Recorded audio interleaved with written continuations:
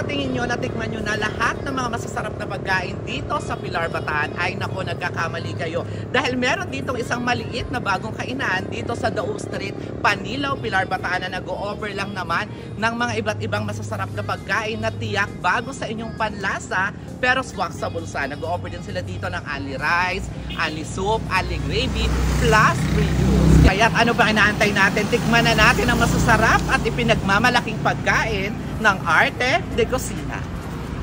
Hi, hello guys! For today's video ay nandito nga tayo ngayon sa pinakabagong kainan dito sa Pilar, Bataan ng Arte de Cocina dito sa Dao Street, Panilaw, Pilar, Bataan. Madali nyo lang matatagpuan yan dahil dito lang po yan sa tapat ng Bataan Christian School na nag-o-offer din sila ng only rice, only gravy, only soup, plus free juice. Ano naman kung sa tingin nyo ay natikman nyo na lahat ng mga nag-o-offer dito sa Pilar, Bataan ng mga only ay pwes hindi pa dahil ito ay sama nyo sa inyong bucket list sa inyong mga food trip ngayon. Kung gusto nyo makatikim ng bago sa inyong lasa at bagong mga rice meal ang ino-offer nila dito sa Arte de Cocina. At bukod dyan sa mga rice meal ay meron din sila dito mga iba't ibang ino-offer tulad ng snacks and merienda. Sa very affordable na presyo pero bonggang-bongga ang serving. Nakita nyo naman, di ba? Kaya naman ano pang inaantay natin kundi titikman natin lahat dito. In fairness naman dito sa Arte de Cocina nakita ko talaga na hindi tinipid yung kanilang mga serving.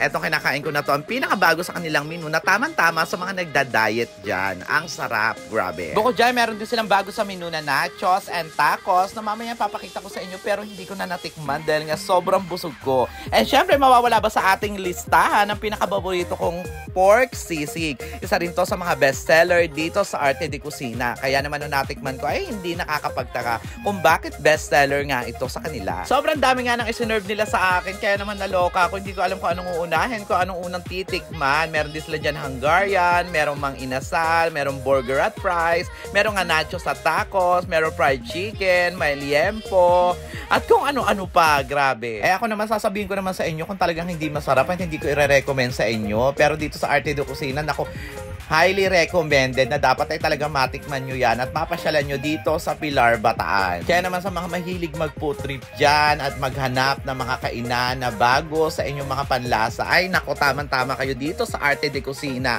na talaga namang hindi tinipid ang serving pero very affordable ang presyo. Kaya naman talagang for sure mabubusog ka at mabubusog din yung mga friends mo. Kaya naman niantay nyo, wag na magpatumpik-tumpik pa at karaka-raka na sumugod na dito sa Arte de Cocina. Open siya from 3 p.m. to 11 p.m. located at Dao Street, Panilaw, Pilar, Bataan. Madali nyo lang matagpuan yan dahil tapat lang yan ng mismong Bataan Christian School.